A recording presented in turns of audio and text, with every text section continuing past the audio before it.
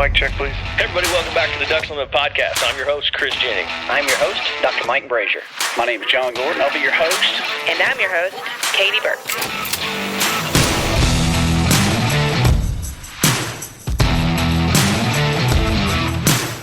Welcome to the Ducks Unlimited podcast, the only podcast about all things waterfowl.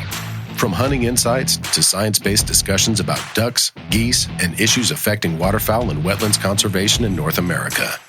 We bring the resource to you, the DU Podcast.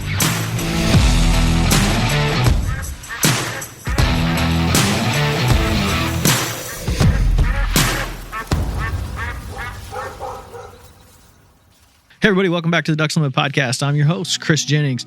Back in studio today with my co-host, Dr. Mike Brasher, and we are going to be breaking down more of the BPOP survey. Mike, how are you? I'm doing well, Chris. I'm actually typing over here. I'm searching for more information. I've had a chance to do more summarizations, all sorts of good stuff. Cool. Fired up. Mike has been fired up the last few days, actually for the last week now. So where we left off on our previous show regarding the waterfowl habitat and breeding duck survey, we kind of left it where we were just starting to really get into some of the species, and we talked about mallards in depth, mid-continent type mallards. I think with this episode, we're going to go through a couple more of these species and talk about what these numbers actually mean, or what, the average waterfowl hunter can take from this. But also, we're going to get into the Pacific Flyway and, talk about what's going on out there, drought, and then we're going to roll into the Eastern Survey as well. We've got the Eastern Survey data right here in front of us. We'll dig into that a little bit. But Mike, to go ahead and kick it off, we're going to talk about a really bright spot on this survey and something that where you were just typing away and digging up data, blue wings. People are excited to see that pretty good blue wing number. Blue wings are a really cool story over the past 20 or 30 years. Before I get to the blue wing number, I am going to again acknowledge all the partners that are involved in this survey. U.S. Fish and Wildlife Service, Canadian Wildlife Service, state and provincial agencies. They are the ones that do all of the legwork, all of the air work to make this survey happen, produce the report, and then get it out. And we are responsible for kind of helping to communicate it. So that's what our involvement is here. Blue wings, they are a bright spot in the waterfowl population world over the past 2 or 3 decades. This year was no exception. You can for that traditional survey area that we spoke about, introduced on the last episode. Look at our blue wing numbers for this year: 6.5 million. That's up about 1 million, up about 20% from what was estimated in 2019. We obviously don't know what happened between those 2 years, but just the fact that blue wings were able to apparently eke out some production last year and the year before and brought that forward says a lot about their pioneering ability. They go to where the water is every single year, whether it's in the prairies. They're a strictly prairie bird, although there were a large number kind of counted up in the northern part of one of the provinces this year, which I found was interesting. Maybe they're like in the parklands area. Yeah, I'd have to pull up that chart. Actually, I have it right here, central and northern Alberta. Maybe I'd have to look into that to see. Maybe Fred can talk to us about that whenever we have him with our one of our later episodes or live cast deal. So yeah, blue wings remain a super bright spot in that regard. And to kind of drill in a little bit on exactly where those birds settled, the Eastern Dakotas, 3.2 million birds, 3.2 million blue wings in the Eastern Dakotas. And then when you look combine across the entire Dakotas and southern Manitoba, which is where all of that rainfall, that late winter precipitation, early spring precipitation fell. I think we did this a minute ago, is like about 4 million blue wings settled in that wet landscape. Wow. That was about 2/3 of all that were counted. And that's a great recipe for good production, good to excellent production from blue wings, because that landscape was dry last year. It gave those wetlands an opportunity to consolidate, recycle some of that organic material, some of those nutrients, and so those wetlands should have just been brimming with lots of little aquatic bugs that blue wings and their ducklings would have just gone to town on. So really, really cool to see that. The Eastern Dakota number of basically 3.3 million that I mentioned was up 81% from its long-term average. They're just really cool as a bird that responds to where that water is on that prairie landscape. And just curious, why don't some of the other species respond in the same fashion? Is it because, they they're looking to return to the same little regions and areas and grass types, habitat types, and blue wings are just willing to go wherever the water is? Let's save that question for someone that's a little bit more knowledgeable on because it's going to relate to life history strategies of these different ducks. I think it's going to be blue wings are going to be on the really fast spectrum, high productivity, low survival rate, and there's just a lot that kind of goes into that. And that's a great question. And I will save that one for someone who is better at me in answering that particular why question. Cool. Well, that's, one thing everyone kind of took away from the immediate results of the survey was that blue wing number, really jumped out at people. And I think that's going to be, hopefully with, good production. Yep. We'll be able to benefit from that from a waterfowler's perspective. The next species we'll just touch briefly on this. Canvasback, down 10% from 2019, but only 1% from the long-term average. What does that number mean to you? Well, I don't know if you did that intentionally, but that is an absolutely fantastic contrast to blue wings in terms of life history that we were talking about. Canvasbacks in the duck world are going to be more on that. I don't want to get too technical, but they're going to have higher annual survival rate on average. They're going to have lower productivity on average, and they're sort of those things are related. Species that have lower survival or higher mortality during a given year on average are more likely to have higher reproductive rates. They just kind of have to as a way to perpetuate that population. There's some trade-offs there that work with one another as to they help explain one another, I guess is what I'm trying to say. But yeah, canvasbacks are a species that is tied to some of the more stable wetlands in that prairie landscape. They're a prairie nesting species. You'll find some surveyed in some of the other regions, but predominantly they're found in the prairies associated with those semi-permanent wetlands, cattail rimmed and wetlands. And we talked to Mike Anderson last year about some of that. Dr. Canvasback, I think we called him, and he's been studying and surveying canvasbacks for I think close to 40 years, and he made some great observations, and I won't try to recapture all of what he talked about there, but he did say last year he expected very low production out of canvasbacks. And so one thing that happens really with all duck species when they have low nesting activity during a given year, there's typically higher survival. Because they're not as exposed as long, as many times to predation. And so that may have been what we saw last year is perhaps higher over summer survival for canvasbacks. Some of them might have chosen to not breed at all, recalling some of what Dr. Anderson was telling us about how dry those wetlands were.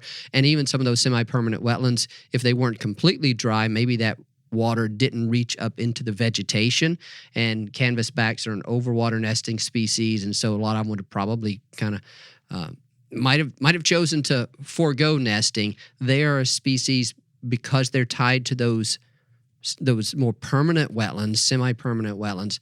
They show a much higher degree of phylopatry. That's in contrast to blue wings. And the other thing, the result of that is that we don't see wild fluctuations from year to year in the population levels of that particular species. But that number this year, about 500,000 canvasbacks, close to 600,000 estimated, that's a good number when you combine it with the knowledge that water returned to essentially the heart of their breeding range. There's some parts of their breeding range that were left out of some of that abundant precipitation, but they should return to some really good habitat. That means that we should expect some pretty good production from canvasbacks. Cool. And in other species that we touched on briefly in our previous episode, and we won't get into the weeds on this, but that the redhead number jumped out on the chart, plus 35% over, from the 2019 number, plus 30% on the long-term average. That's good indicator for, what we're I guess it's just a good sign for, the layman who's looking at this and just like, oh, cool, redhead numbers are up. But what does that mean to you? Well, it means that redheads continue to be another one of those species whose overall population remains healthy. Dr. Mike Anderson also talked about redheads because they have they're closely tied to canvasbacks in terms of the type of wetlands that they use for breeding habitat. Redheads can use, I think, a bit wider range of those wetland types, and they may be a bit more prone to pioneer or to move around to different landscapes that are wet, not nearly the way blue wings are, but perhaps a bit more than canvasbacks are. Redheads, I'm looking here, and I'll actually try to do a little comparison here. That's probably don't want to. Those numbers aren't that significant, but I guess what I'll say is that redheads were counted in abundance in the eastern Dakotas and southern Manitoba. About 500,000 of that, about half of that estimated population was counted in southern Manitoba and the eastern Dakotas, where the majority of that rain, that precipitation was. So that's a good thing. Collectively, I would say the estimate in those two survey regions is going to be, about 80% above average, something like that. Wow. So that's a great thing to see. It means redheads found that water, found those high-quality wetlands that have just been recharged, and we should also expect good production out of redheads this year.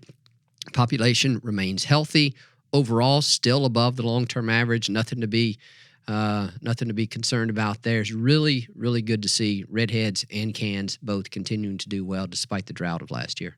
Yeah, and we'll bounce around real quick with a couple quick species. We mentioned offline, we didn't really get into the boreal much. And so we've got the boreal breeding species, or predominantly boreal breeding species, where you got your widgeon, green-winged teal, even scaup we'll put in there. The numbers on green-winged teal jumped off the chart, that down 32% from 2019. Widgeon down 25%, down 19% overall for long term. And then your scaup, really no change from 2019, but continue remaining down on that long term average. What do those numbers mean to you? I don't know. That green wing number is going to be one that a lot of waterfowl biologists are talking about, and I don't have a great answer. It is a species that is definitely more closely tied to the boreal, but you do see a lot of green wings nesting in the prairies as well. Mm-hmm. They probably transcend that prairie boreal area more than, let's say, widgeon or scaup do. Those two species are going to be a little bit more closely tied to the boreal. So there is a bit more annual fluctuation in the green wing chart that I'm looking at here. And I don't know. I would have to talk to somebody else about that, to offer a great explanation. Again, as I said on, I think the last episode, try not to get too caught up in a single year change, at least in terms of being overly concerned or overly complacent about or overly rejoiceful about. Who would make Facebook comments if you weren't overreacting to an annual? I know, I'm not doing a good job here. But, but the one thing I will say is I have heard from our scientist out in California, our boreal specialist, Dr. Fritz Reed, and he said, we've seen this type of thing before. He's the type of person that I would want to talk to try to get some more detailed explanation on this. He said, we've seen this before. He said, a lot of times what happens, not a lot of times, sometimes what can happen is that especially if we have a delayed spring in northern latitudes, sometimes in those years, the survey timing may not be optimal for estimation of some of those boreal nesting species. I'm not exactly sure the why on that. What is it about that survey methodology that becomes suboptimal in those years where we have a delayed spring at some of the more northern boreal latitudes? But that was definitely the case this year. I think Fritz offered that he heard in some places the spring was delayed by up to 4 weeks, and that this survey is conducted it covers 2 million square miles. The representative area is 2 million square miles, and they time it kind of based on what they're seeing in the field, and you got to recognize these species have different nesting chronologies. Not all of them are nesting at exactly the same time. You have all that nesting occurring across a vast landscape that varies by thousands of miles, north to south and east to west. And sometimes in some years, the survey timing is optimal across the board. In some years, it's optimal for some species and locations, and suboptimal.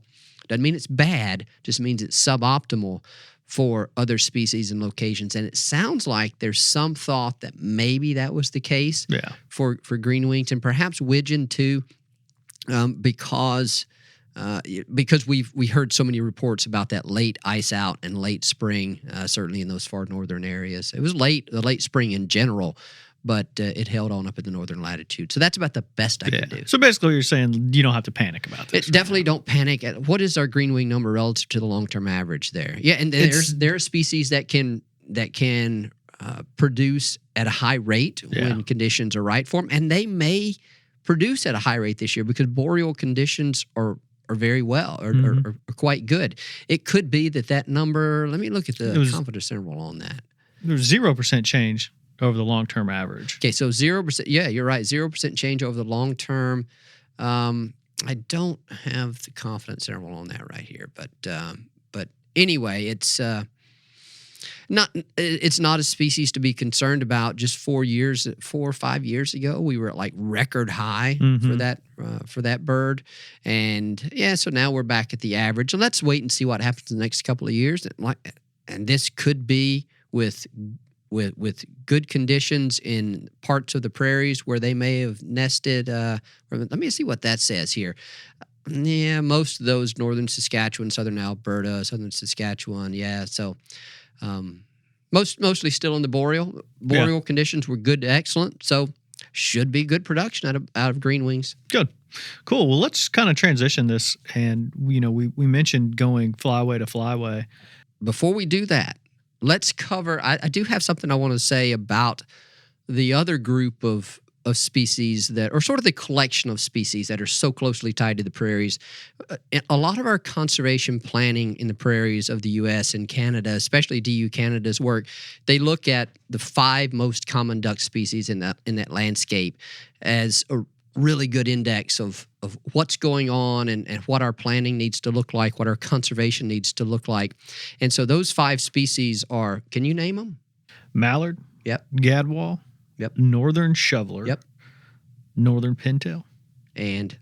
Canvas back. Nope, blue wing. Oh, blue wing. I looked right past it. Right. So I'm looking at the chart and I'm going through and I looked right past blue wing. Yeah. So Mallard, Gadwall, blue wing, northern shoveler, pintail.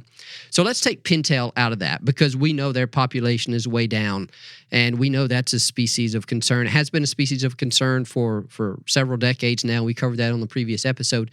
But let's look at the combined estimate for those other 4 predominantly prairie nesting species. Of course, mallards will go all the way up, but nevertheless, they do benefit greatly from healthy prairies. So combined over those 4 species, 19.4 million. Compare that to 2019, when it was 21.8, so only 10% down from that number. And let's be honest, nobody goes out just hunting for gadwall, and they're not going to pass up on shovelers or blue wing or pintail or mallard, right? So this discussion of here about a combined group of birds is certainly relevant, both from a kind of continental population health standpoint as well as a hunter interest standpoint. So down 10% collectively from 2019. Relative to the long-term average, collectively they're up 10%. That's going to be that will reflect the continued health or long-term health of shovelers, gadwall, blue wings, and mallards are good too. So that's something to take note of. We've seen a lot of comments and heard a lot of people asking questions. Should we be concerned about this? About what's happening here? No, we shouldn't be concerned, because we expected this based on last year's very, very dry prairies and even some dryness in the previous 2 years in parts of the prairie. We We shouldn't be concerned because it was expected. We shouldn't be concerned because we know that a lot of that prairie landscape was re-wetted this year by some precipitation. That's going to set the stage for good production for all those species that settled in the prairies. And it's that fall flight, which is a result of the BPOP and production, that is what hunters will see coming south this fall. So it should be a great production year for birds in the prairies. Let's see what it is. I'm already eager to see what the BPOP is going to be next year to see if our talking points here. You got a year to wait. True. That's right. So yeah, that's another kind of bright spot to look forward to in terms of their overall health and what we could expect in terms of production this summer. So 2 final points here, just sort of wrap up the discussion of the prairies. First is that we've been here before. We even had a magazine article recently where we talked about this, the ups and downs of waterfowl populations. And as long as we retain that intact habitat on that landscape, the ducks are going to bounce back. And I think we're going to see that this year. Also, when we talked about this last Friday when we did a little quick episode, is that the drought of last year should be viewed and could be viewed as a simulation of what will happen to duck populations if we lose those intact basins. Kind of think about that extreme drought as an effective simulator of permanent habitat loss. You know, over the short term, when drought occurs, those wetlands go dry. That's the same thing that we will see if we lose those wetlands to continued drainage, or if that grassland cover goes away through additional conversion. So that's why it's important for Ducks Unlimited to continue doing the things that we do to protect and conserve those wetlands and grasslands up there in the prairies. It's that landscape that really drives these continental duck populations. Yeah, so I think that's a good place to go ahead and make that transition and start discussing. You wanted to really kind of dig into the Pacific Flyway.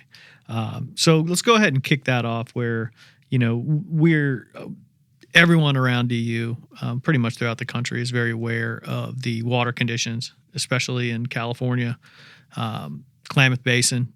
And we talked about that. You've hosted several podcasts about that. But talk about what the BPOP, how you can translate the BPOP and into how this will potentially impact the Pacific Flyway. Matt talked about this yesterday and how he set up those articles that he would always write, and that you can look across these survey regions, and based on the data that we've collected over the years, a lot of it from band recovery data, also from telemetry data, seeing where birds, where the harvest in a given state is derived from, which breeding region it's derived from. And so we can talk about which of these survey numbers is going to be most important for Pacific Flyway hunters. And that very thing is also used to set waterfowl regulations in the Pacific Flyway. I can't remember if I said it on the previous episode, but there are 3 overall harvest frameworks in place in the U.S. There is a Pacific Flyway. Yes, the Pacific Flyway framework, which is informed by the status of mallards in the western U.S., western stock of mallards. There's the overall harvest framework for the Mississippi and Central Flyways, informed by the status of ponds and mallard populations in the mid-continent, in that traditional survey area. Well, it's a portion of the traditional survey area. And then there's the Atlantic Flyway harvest framework, which is determined by the collective status of 4 species. We'll get into those here a little bit later on. So back to the Pacific Flyway, we can look at the source of some of those, quote, western birds, and we'll get to the other topic of drought, you know, basically down in those within the Pacific Flyway itself. That's important not only from a breeding standpoint this year, but certainly from a non-breeding migration standpoint. Alaska is a region. Alaska, a little small survey segment in the Yukon Territory, is a region of interest to Pacific Flyway hunters. Alaska overall has been faring pretty well. Yeah, Alaska kicks out some ducks. They do. And that's a story in itself, so I won't go too far down that road. There's people much more knowledgeable about that longer-term trend in waterfowl populations in Alaska and what's going on there and what's driving it. And so let's save the specifics of that. What I'll do is just kind of report on what we get when we sum across the survey regions that the data tell us are primarily responsible for birds harvested in the Pacific Flyway. That's going to be Alaska, and then a small portion of the Yukon Territory, northern Alberta, southern Alberta, survey regions in British Columbia, and then locally produced birds in California, Oregon, and Washington. Each of those 3 states conduct breeding population surveys, and they were all conducted this year. So when you take those regions and sum them up, we're looking at total ducks here. We get 15.8 million this year. That compares to, I didn't do 2019 yet. We're just looking at the long-term average relative, because I think there's probably more to be informed there when we kind of think about this, both from overall health standpoint, because with exception of Alberta, there weren't, the source of these ducks wasn't affected by the prairie drought. Now, certainly affected by the western drought, but we get 15.8 million total ducks across those survey regions this year in the spring. Compare that to the long-term average of 17.1 million, so only down about 8%. So, and there's some confidence, there's some error around that, so you can probably consider that about average. Let's look at individual species that are going to be of interest. And one thing to note here, locally produced mallards are going to be, based on what we know from the data, disproportionately abundant for hunters in California. I think, last I saw, about 60% of the mallards harvested in California are locally produced. So their numbers, those local numbers from California, Oregon, Washington, are going to be important to those hunters. And I'll touch on that here real quick. Long-term average for mallards, mallard breeding population size in California is 334,000. A lot of people probably don't realize there's about 300,000 mallards on average breeding in California, right? Or a breeding population of that size. This year, the estimated breeding population size of mallards was 180,000. So that's a pretty big drop. Not quite 50% drop. And that's just based a lot on the lack of water. Oh, absolutely. Yeah, I would say it's... I think they were kind of expecting that. Absolutely. They were. Down. Yeah, that's not unexpected at all. I'm actually kind of surprised it was that high. Now, with all 180,000 of those actively breeding, don't know about that. So even with that BPOP, for that state, we would not expect great production out of those birds. California, Oregon, and Washington, their mallard populations are a little bit smaller on average, about 90,000 each, and so their estimates from this year were about average. There's probably no statistical significance between the numbers that they counted from their long-term average. So from a locally produced mallard standpoint in Washington and Oregon, you probably shouldn't expect too much difference from what you normally get. Those states are probably going to get a little bit more of their mallard harvest from other regions than let's say California does. And so now let's look at the combined mallard breeding population estimate across all those survey regions that are really important to the West. We get 2.9 million mallards in the breeding population compared to the long-term average of 3.2. The majority of those come from, on average, Alaska and northern Alberta. There's about 1 million on average in southern Alberta that are going to be important to the Pacific Flyway hunters. So down about 10% from the long-term average. So with exception of locally produced birds, you're probably not going to, shouldn't expect a great deal of difference, from what you normally do.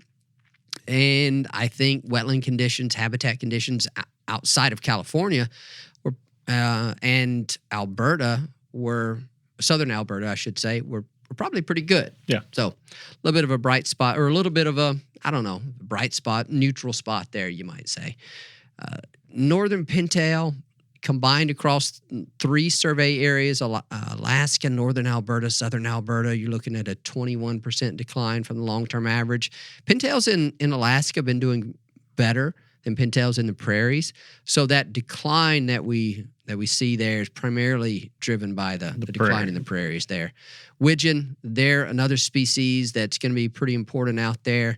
They were down, their count was down 26%, 27% from the long-term average across those 3 survey regions. And then green-winged teal, this is interesting. They actually were up 11% across those 3 survey regions. And again, when we say that about widgeon and green wings, you kind of got to go back to that, what I mentioned just a minute ago about perhaps suboptimal timing of that survey. So long-term perspective, nothing to be concerned about. I always kind of default to sort of expect an average year, because you have to factor in how far are we from the long-term average, and then what are habitat conditions like that would feed production, with exception of areas in the Intermountain West that have been profoundly influenced by drought. And I guess we would also throw southern Alberta into that. You'd probably expect average population sizes, average production in those areas. So the biggest concern for a lot of Pacific Flyway hunters, California and other Intermountain West hunters, I should say. I think Oregon and Washington folks will be okay because they have more, they're not as affected by that drought. But one of the biggest concerns for hunters in California and other portions of the Intermountain West, Salt Lake, Great Salt Lake. I was going to say, we talked about California a lot, but we don't really mention Utah and the Salt Lake. That's right. I mean, that's right. Their biggest concern is going to be having water to hunt over, to attract ducks and to hunt over. And we're going to have people in studio. Virginia Getz is going to be a guest on a future episode here. We will get we'll get a zoomed in look on the status of California here in a month or maybe 2 months or so. And I don't know if we have anything lined up for any of the other regions, but we will. Salt Lake, that'd be a great one to talk about as well. Absolutely. So, yeah, that's about all I have on the Pacific Flyway. What did I leave out there? I think you covered pretty much all of it. I mean, it just provided a pretty good picture and also a solid reminder that you're looking at these long-term averages with way more significance than that year-to-year number that people can look. And again, you're digging through the chart a little more than what was on the original chart. Yeah. That's a good point to make, that, if you really want to dig into these numbers, if you're a Pacific Flyway hunter, you can dig into this chart and get much more in-depth information. Even what we provided here, there's still more. You can dig into the chart, and you can also dig into these little summaries of regional habitat conditions. They break it down by survey region. I'm just looking through here. You can find Alaska and the Yukon Territory. Alaska experienced above average snowfall in a very dry spring of 2022. So it gives you that type of additional information if you really want to understand it. Talks about wildfire activity. Waterfowl production was expected to be good across the region. That's Alaska and the Yukon Territory. And typically the pilot biologists that write these little descriptions will offer up their sort of personal expectation of what production might be based on the habitat conditions. Mike, before we get into the Eastern Survey area, let's take a quick break, listen to a couple quick messages from our awesome sponsors, and we'll return and go and get into the Eastern Survey. Sounds good to me.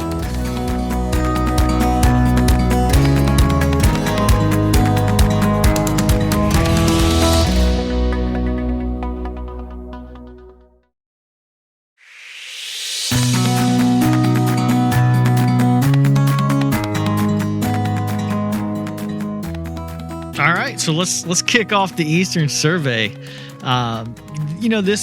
This information is, we present it in a very similar fashion than what we do our, main traditional survey area chart. So those who are looking can find this information on ducks.org/duck numbers. You can look at the same chart that we're looking at here as we go through.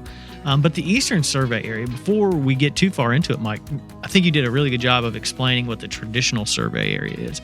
But go ahead and explain what the Eastern Survey area is. Yep, I'll do that. And I think we covered this yesterday. Briefly, yeah. Yeah, and it is the eastern half of this big survey region.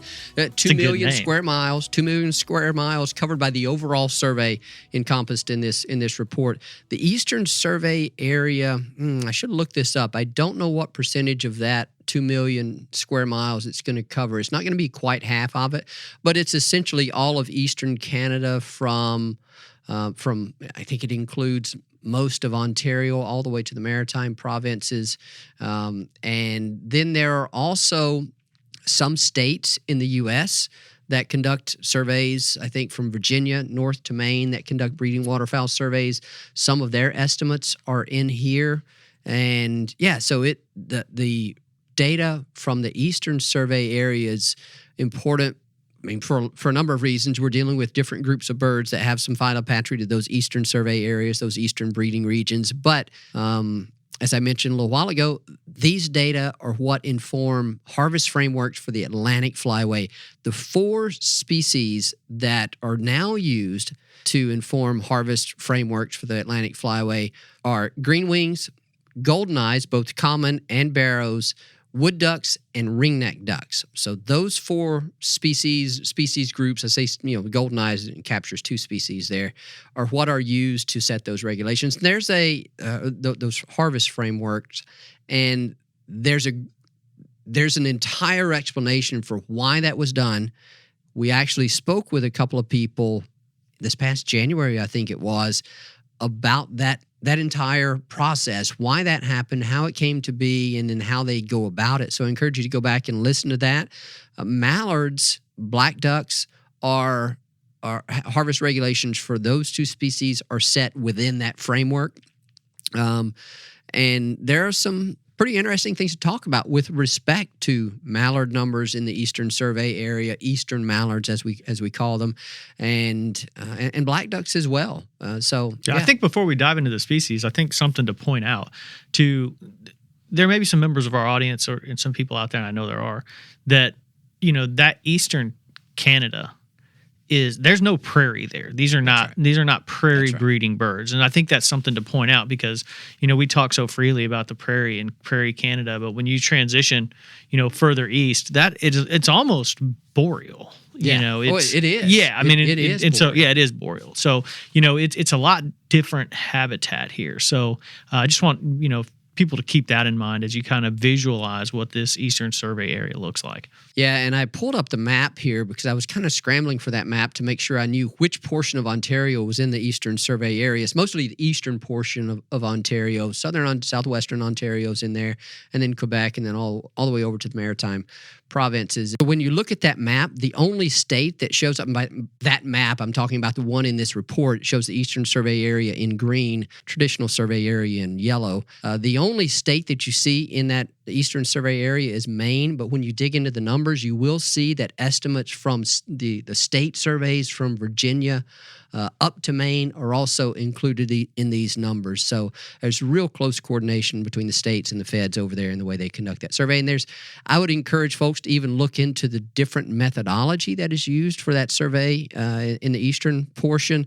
I want to say they use helicopters. It's not the same. They use some of the same type of aircraft, but then I want to say they have some plot surveys that they also include in this. And I'll confess to, not being an expert by any means on survey methods and survey history in the Eastern Survey area, just because of where I grew up and the type of work that I did. For some of my graduate research, I became a little bit more familiar with the way things were done in the traditional survey area. But yeah, it is an equally rigorous survey because it is a forested landscape.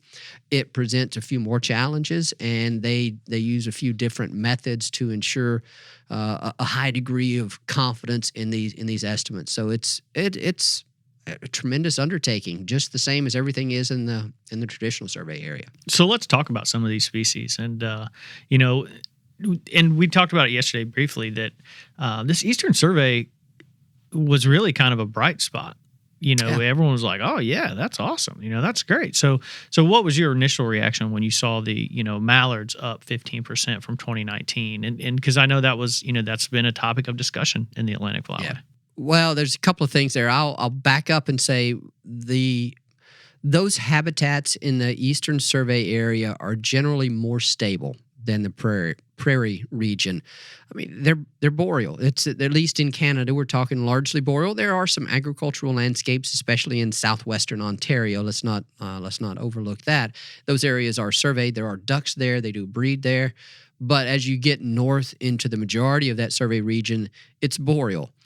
Wetlands are much more stable from year to year. They're not, and kind of as a consequence, their productivity doesn't fluctuate as much as we see from some of those prairie wetlands. In some cases, the soils aren't as productive, and so by extension, the wetlands aren't as productive from a nutrient standpoint and invertebrate production standpoint. But make no mistake, there are a lot of really productive wetlands over there that support a lot of ducks.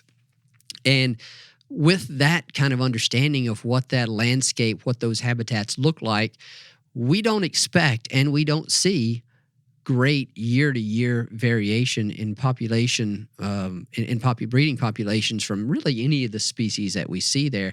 And if you look at the graphs that are in this report for those Eastern surveyed species, that's what you see. It's not as much variation. So we didn't expect as much variation out of the Eastern Survey area estimates this year, and we didn't see it, and because it wasn't affected by the prairie drought, obviously.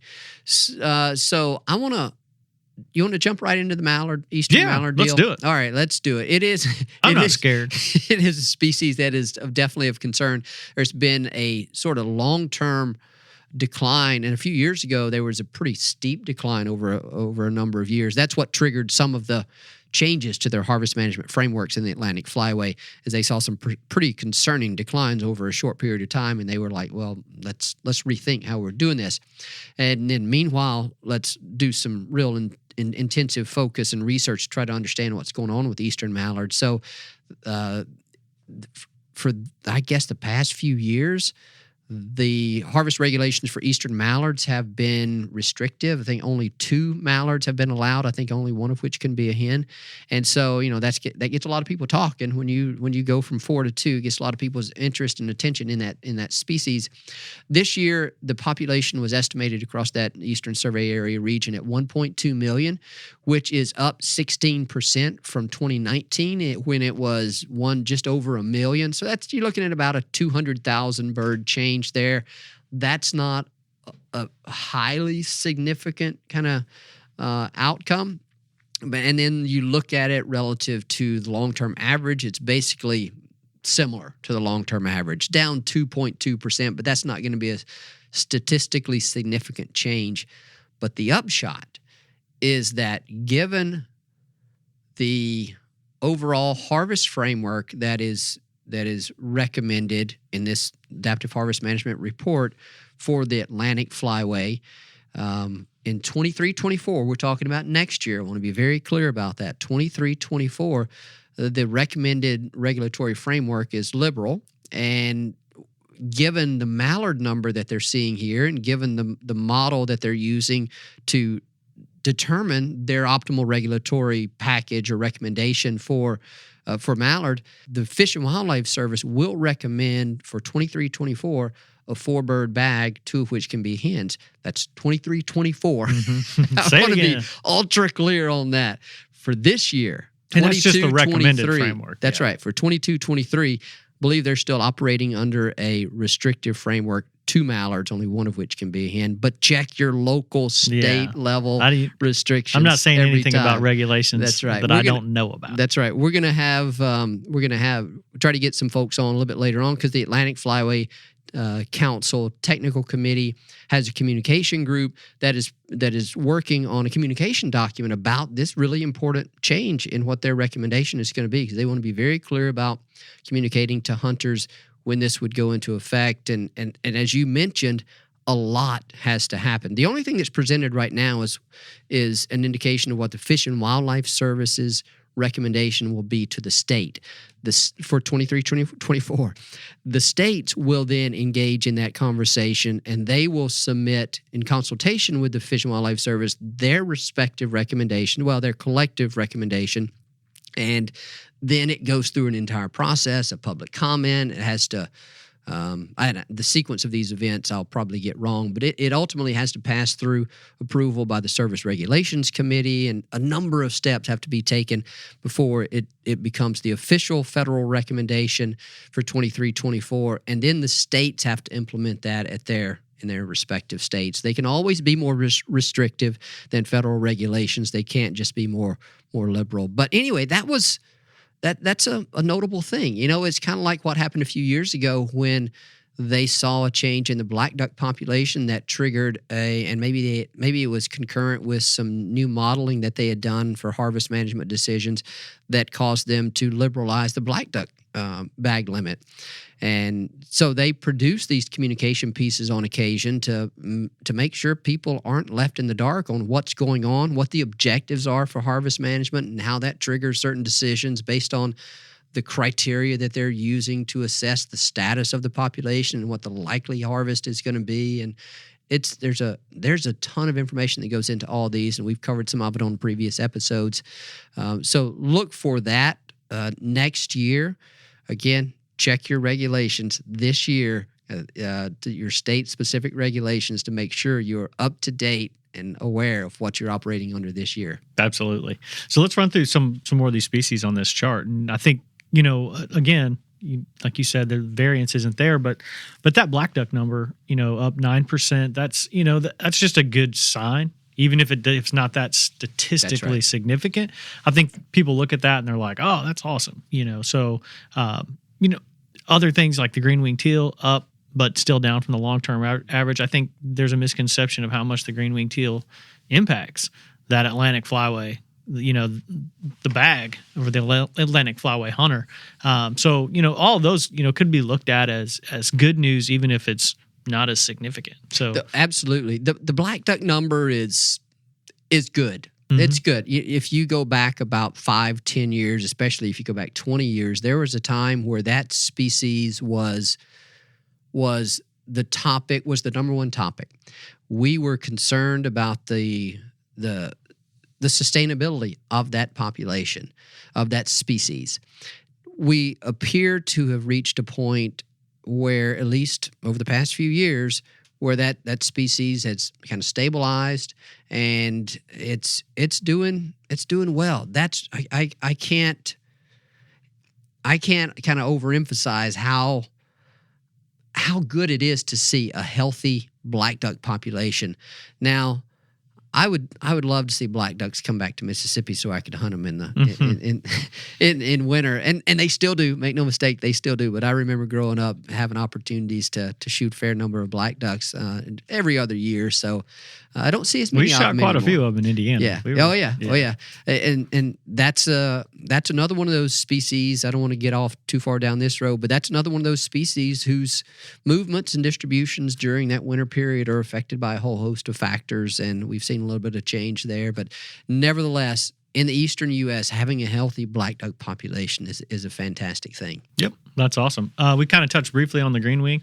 We could scroll through that. Percent change from the long-term average was down 10%.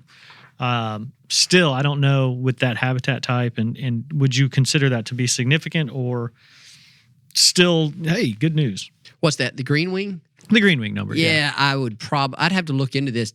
Certainly the 1 year or the change from 2019 is not going to be significant, whether that decline, that 9% decline from the long-term average is going to be significant. I'd have to look into that. Chances are it's not going to be, because you're looking at 320,000 estimated in this year, and then the long-term average is 350,000. So no, I wouldn't imagine that's statistically significant. If it is, it's not by a huge number of birds. Golden eyes were up from 19, similar to the long-term average. Mergansers, for the people that get excited about mergansers, you can smile a little bit. Their population is hanging in there. It's about 900,000 estimated, up 13%, up 20% from the long-term average. So those merganser specialists, have Adam. And I think, you jumped over the ringneck, everyone's favorite ringneck. Were you circling back around? Oh, did I? Yeah, you skipped over. Well, we'll circle back to the ringneck the way it circles back to the decoy once you drop one on them. How's that sound? Perfect. What does it look like here? 600 and something thousand. That's down 10% from 2019. But probably not much difference from their long-term average. Down 7% from the LTA, but you're only looking at a difference of 50,000 birds there. So the average hunter's not going to notice that difference. And here's a question I'm going to spring on you. This is a comment from our Instagram page that I keep an eye on. We talk about all these species. Why do we not, throughout the entire country, why is there no survey for wood ducks or sea ducks? Are you reading my mind? No, but maybe. I was just you probably jotted down the same comment that I saw. Okay. No, I saw the comment. Mm-hmm. I saw the comment in several places. Yeah, and I saw some replies, some very educated replies to those individuals from someone that I don't just from some of our very well-educated duck hunters who get excited about this stuff and who dig into it. And I think that's so awesome. I wish everyone did that. Wood ducks are not included in the surveys, the surveys that we've been talking about for so long, because they're just so difficult to see, observe, and count reliably from these aerial platforms, because they're inhabiting forested environments, right? Yeah. And by the time the surveys, I guess that their breeding season would span such a large period of time, and they're just really difficult to estimate from surveys. But there are information available that I was actually trying to find here, trying to figure out exactly what all pieces of data they use to estimate wood duck populations to inform that harvest framework in the Atlantic Flyway, because you can't have a species informing a harvest framework unless you have data for that species, right? So the Fish and Wildlife Service and the state partners over the Atlantic Flyway have, in fact, developed methods to use different data sets to estimate annual wood duck populations. I think they probably use banding data. They might use breeding bird survey data. I'm not sure what else they use. I think they may have even investigated the use of eBird data. I could be wrong on that, but it's somewhere in this big report. Actually, let me look at this here. So we have harvest estimates for wood ducks annually in this report. What do you think the average harvest rate for wood ducks is? I'm in the Atlantic Flyway, or this would be in Eastern Canada, annually, in the U.S. I'm throwing one on you. 100,000. No, the harvest rate. Oh, the harvest rate. Oh, I don't know. 15%. 15%. So that's the type of information you can get from the appendices. So that's of this. What I'm looking for, the population. So when you say harvest rate of 15%, yep. So you're saying that 15% of the bag limits of Atlantic Flyway hunters are consisting of... Okay, that's what I was going to say. Define that harvest rate. Yeah, harvest rate is basically the percentage of the population that is harvested during fall and winter. The percentage of the fall population that is harvested. About 15%. So I am looking, is this estimated population size? I believe it is wood ducks. Here we go. About 1 million is the estimated population size in that... in Eastern Canada and the U.S. in the Atlantic Flyway states. Wood duck estimate using the methods that they have here fluctuates right around 1 million birds. And I'd have to look into this to really see what data sets they're using. That's a future episode. How does that sound? Perfect. Estimating wood duck breeding population. Another size. question that you could probably answer very easily is, the comment that was on there about sea ducks. And why are sea ducks not in this particular survey? Well, sea ducks that's probably also one where I need to get somebody who really knows what they're talking about with this. There are some sea ducks that are encountered and recorded during these surveys. I think the issue is that the survey doesn't cover enough of their breeding range to generate like highly precise, highly accurate estimates of their population size. And so the last thing you want to do is just kind of submit or is present an estimate that you don't have confidence in, right? Yeah. And that doesn't cover a significant portion of their breeding range. There are other surveys that are conducted for certain groups of sea ducks. You can actually get data on scoter population estimates from these surveys areas. They have those, and because they can record that data, but you're probably not going to have real tight confidence intervals on them. And there are some species that we're just still trying to learn about in terms of the areas that form the core of their breeding range. I think there have been some experimental sea duck breeding population surveys here in recent times. And the other thing that I know is that sea ducks, there are special surveys during winter. What do they call it? It's the A-maps and GO-maps. I think Fred Rutger mentioned that on a recent episode. They are surveys designed to estimate sea ducks, seabirds, water birds in some of the offshore, nearshore areas along the Atlantic coast and then in the Gulf Coast as well. So all the Fish and Wildlife Service and state partners are still trying to figure out the best way to estimate some of those populations. And there's probably more data out there that I'm aware of. And there certainly is on some of these more regionally confined populations or more region-specific populations, some of these sea ducks, harlequin ducks perhaps, long-tailed ducks perhaps. I'm not the best person to talk to about sea ducks. We'll have to get an expert on here. We haven't even talked about geese. I'm also not the best person to talk about geese, but we're going to have some people talk about those going forward. Cool. So, yeah, we have numbers for sea ducks, but they're just not, they just don't lend themselves to a lot of highly precise estimates from these surveys the way they're designed. You just can't get estimates for everything from one survey. Yeah. I like asking questions that you don't know the answer I know you to. do. You like seeing me squirm. Yeah, you're like, you're like how flipping can the I pages hedge? of How your can- report. that's You're like getting all nervous. No, but I think that's a perfect answer. And for someone who's posting that comment on Facebook, it's a good explanation. Where it's just like, hey, this is an opportunity where we may not have the best information to be able to understand, these breeding populations of birds, and that could be potentially an eye opener for someone. Yeah. Side note here, it is, and I reflect on this occasionally, and we sometimes we get frustrated by some of the nonsensical comments that some people will make, and you get it all over the place, right? It's regardless what it is you're talking about. But the thing that I take away from that is that how awesome is it that we have people, whether we agree with their opinions or the rationale behind their opinion or their statement or not, how great is it that we have a constituency that is so engaged that they look into some of these reports, that they form their own opinions. Some of them we don't agree with, and some of them we would like to say, well, if you thought about it this way, I think you might find some greater, some more defense there. But how great is it that we have a constituency that is so engaged and cares so much to ask a question about sea ducks? Yeah. I mean, that's awesome. It is. And that is largely why we continue to have such great support for waterfowl and waterfowl conservation. And it's why they receive a lot of attention, by our managers, by our conservationists. So, keep it up in terms of your interest. Dig into all of this information. It's great that it's out there, and it's great that people consume it.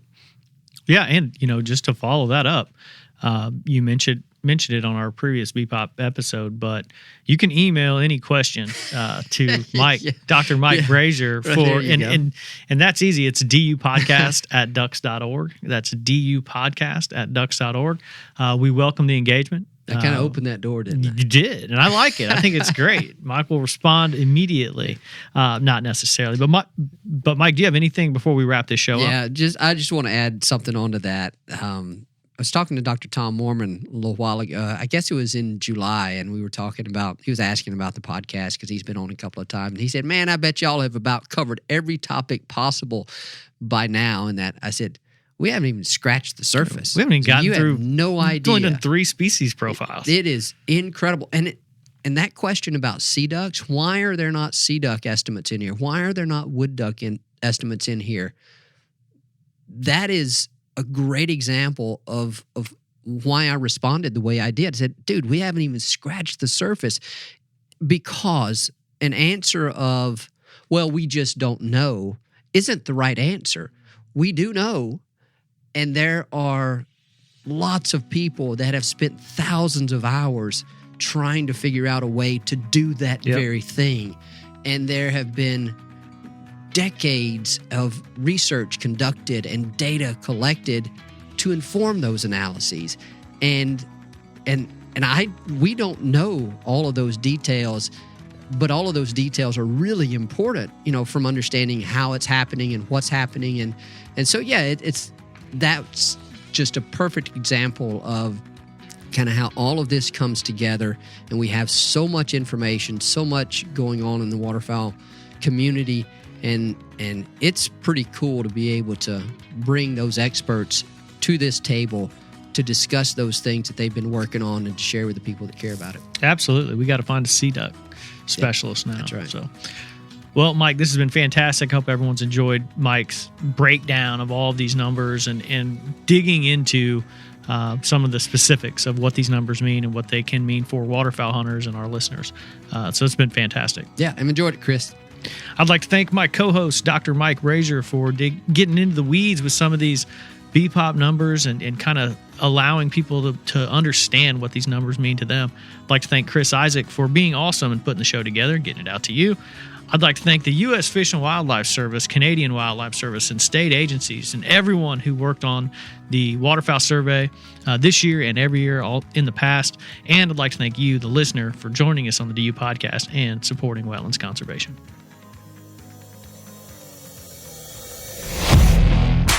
Thank you for listening to this episode of the DU Podcast. Be sure to rate, review, and subscribe to the show, and visit www.ducks.org/DU Podcast for resources based on today's topics, as well as access to more episodes. Opinions expressed by guests do not necessarily reflect those of Ducks Unlimited. Until next time, stay tuned to the ducks. Stay tuned to the ducks.